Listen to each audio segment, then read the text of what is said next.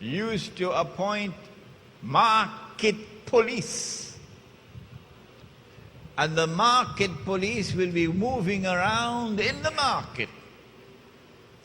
And if anyone was caught with money which was not the correct weight or purity, right there in the market you would be tried, right there in the market you would be sentenced, right there in the market you would be punished.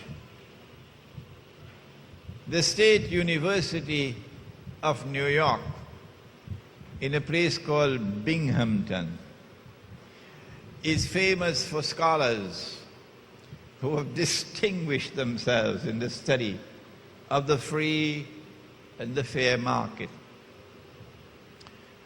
And they have come to the conclusion that the last free and fair market that the world ever experienced was the market of the Ottoman Islamic Empire.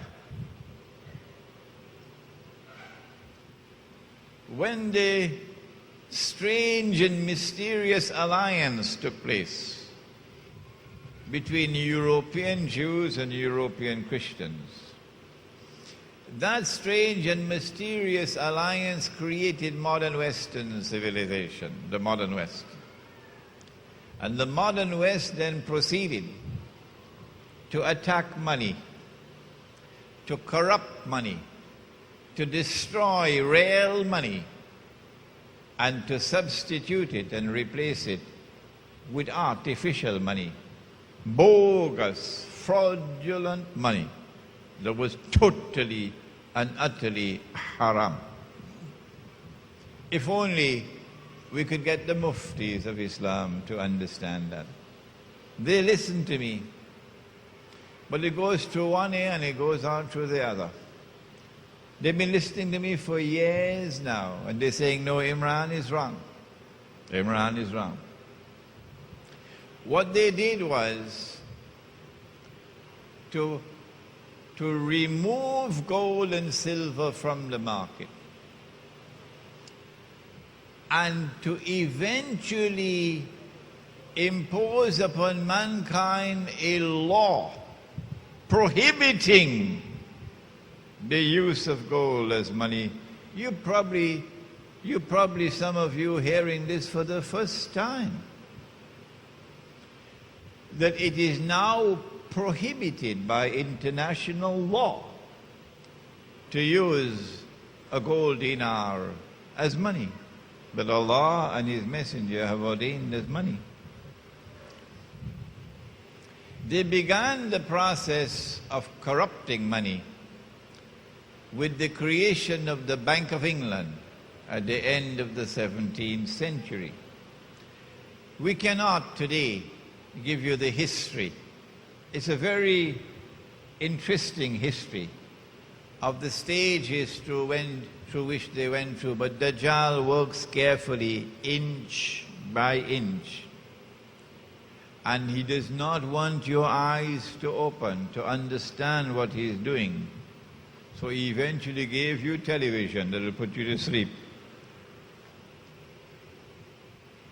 The process commenced with the creation of the Bank of England. And England issuing paper currencies. The paper currency was supposed to be redeemable in gold. Redeemable meaning you could take your paper to the bank and the bank will give you the gold. Redeemable. But you are setting up people to rip them off, because you issue more paper than you have gold. And when they realize that and they rush to get back their gold, all fall down. And so they are ripped off. And this happened within a few years of the creation of the Bank of England. The process continued after the British ruling state began to transfer power, or the transference of power was taking place to the second ruling state, the United States. The US dollar is redeemable in gold at 20 US dollars for 1 ounce of gold. But somewhere around, must have been 1926 or 27, if I'm wrong, correct me, the Federal Reserve was created. Somewhere around there, the Federal Reserve, a private bank, which seeks to impersonate a national bank, a state bank, private bank. And then suddenly the US government does something strange at the behest of the Federal Reserve. In April of 1931, most Americans don't know this. In April of 1931, the US government declared the use of gold, keep gold coins and gold bullion to be illegal. In other words, they demonetized gold. Gold is no longer legal tender. And if you're caught with gold after a certain date, if you do not hand it over to the government, meaning to the Federal Reserve, who will give you $20 to each gold coin that you give them, 1 ounce of gold. If you're caught with gold after a certain time, gold coins or gold bullion or gold certificates, you'll go to jail for 6 months and pay 10,000 US dollars in fine. That's a lot of money in those days. And so all the Americans rushed to give their gold to Uncle Sam and to take the paper at $20 an ounce. And then, of course, the sensible ones, the ones who knew the scam that was coming along, they didn't give Uncle Sam their gold. No. They changed all the paper that they had for gold.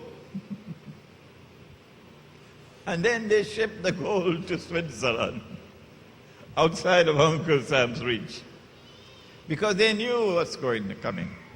And this is why today, you see all around the United States, people wanted to buy gold, because they know what's coming.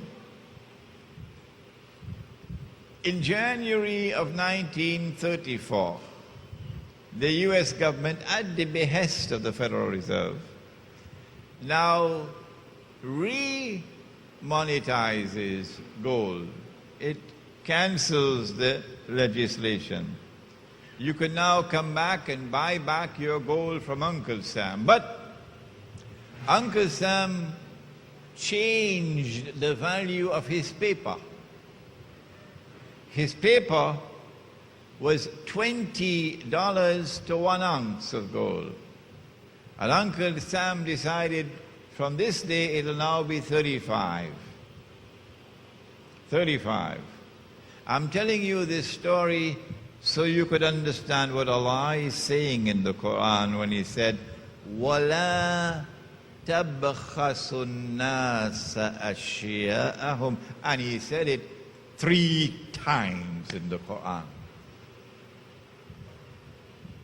So we rushed to buy back our gold from Uncle Sam. And we paid him $35 an ounce. After the American people had bought back their gold, Uncle Sam was left with 41% of the wealth of the country in his pocket. By the simple expedient of devaluing the money, by the simple expedient of devaluing the paper, the American government ripped off the American people to the tune of 41% of their wealth.